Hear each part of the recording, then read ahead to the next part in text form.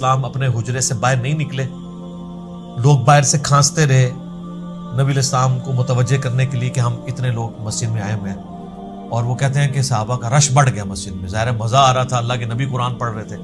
تو نبی علیہ السلام فجر کے وقت پھر باہر نکلے۔ آپ علیہ السلام سخت ناراض ہوئے اسی حدیث میں، اور آپ نے فرمایا کہ جاؤ اپنے گھروں میں جا کے نماز پڑھو، اور وہ جو میں نے پہلی حدیث بیان کی تھی نا، وہ اسی حدیث کا حصہ۔ آپ علیہ السلام فرمایا کہ مرد کا فرض کے سوا باقی جو نفلی نمازیں، سب سے افضل نماز وہ ہے جو اپنے گھر میں پڑھتا ہے، میری اس مسجد میں نماز پڑھنے سے بھی بہتر نماز ہے۔ یعنی اللہ کے نبی کے پیچھے کوئی فرض نماز کے سوا نفلی نماز پڑھے اور مسجد نبی میں بھی پڑھ رہا ہو، تب بھی ان دونوں سے بہتر ہے گھر میں وہ نفلی نماز پڑھے۔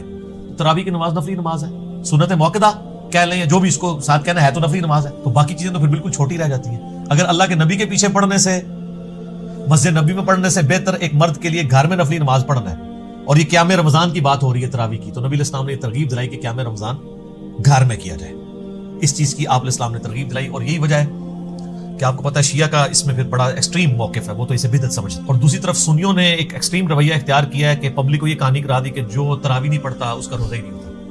اب جب ہم کہتے ہیں کہ یہ کہاں لکھا ہوا ہے، تو کہتے ہیں ہم نے تو کبھی کہا نہیں ہے، تو یہ کون کہانی کروا گیا؟ صدیوں سے کہہ رہے تھے کہ جی وہ بغلوں میں بت رکھ کے آتے تھے، ابھی بھی کروڑوں عوام ان کی یہی کہتی ہے، لاکھوں نہیں کروڑوں،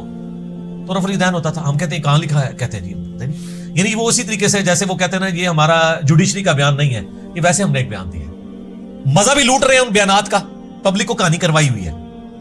اور دوسری طرف جب ہم اس کو لے کے آتے ہیں علمی عدالت کے اندر تو مکر جاتے ہیں۔ یہاں پہ بھی انہوں نے یہ کیا، افضل یہ ہے کہ گھر میں پڑھیں، حتیٰ کہ صحیح مسلم میں حدیث ہے، حضرت ابو ہریرہ کیٹیگوریکلی کہتے ہیں کہ نبی علیہ السلام اپنی پوری زندگی قیام رمضان کی صرف ترغیب دلاتے رہے، اور یہ کہتے رہے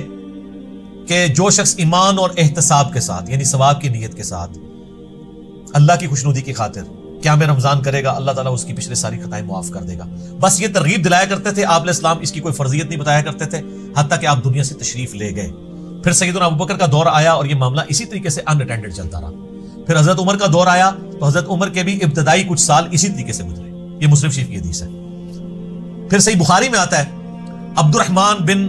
عبد القاری ایک تابعی ہیں، وہ کہتے ہیں ایک دفعہ میں حضرت عمر کے ساتھ رات کے وقت گشت پہ نکلا، تو مسجد نبی میں ہم آئے تو ہم نے دیکھا کہ صحابہ کرام ٹولیوں میں نا قیام اللیل کروا رہے ہیں، ایک حافظ آگے کھڑا کیا، 8-10 پیچھے کھڑے ہیں، تھوڑے فاصلے پہ دوسرے، اس طرح جن لوگوں کو قرآن زبانی یاد نہیں تھا تو وہ سنے۔ تو حضرت عمر نے کہا کہ کیا یہ اچھا ہو کہ اگر میں ان کے لیے ایک امام مقرر کر دوں بجائے یہ ٹولیوں میں پڑھنے کے ایک امام کے پیچھے پڑھنے۔ تو واپس آ کے انہوں نے پھر ایگزیکٹو آرڈر جاری کیا کہ ابی ابن کعب کو مقرر کیا جائے، وہ آیا نا 4 بندوں سے قرآن سیکھو، ان میں ایک ابی ابن کعب بھی ہے جو بخاری مسلم میں آتا ہے، ان کو مقرر کیا کہ لوگوں کو قیام رمضان کروائیں۔ پھر چند دن بعد حضرت عمر مسجد نبوی، وہ کہتے ہیں میرے ساتھ ہی مسجد نبی کے وزٹ پہ رات کو نکلے تو دیکھا کہ ایک امام ابی ابن کعب ان کو نماز پڑھا رہے ہیں اور باقی سب لوگ ایک امام کے پیچھے کر رہے ہیں، تو حضرت عمر بڑے خوش ہوئے اور فرمایا کہ الفاظ ہیں جو اکثر وہ لوگ یوز بھی کرتے ہیں، نعمت البدعۃ ھذہ، یہ کتنی اچھی بدعت ہے۔ حضرت عمر بھی اس کو افضل نہیں سمجھتے تھے، لوگوں کو اکوموڈیٹ کیا، اس لیے شیعہ کا یہ موقف ہے کہ حضرت عمر نے جو شروع کروایا وہ اس کو بدعت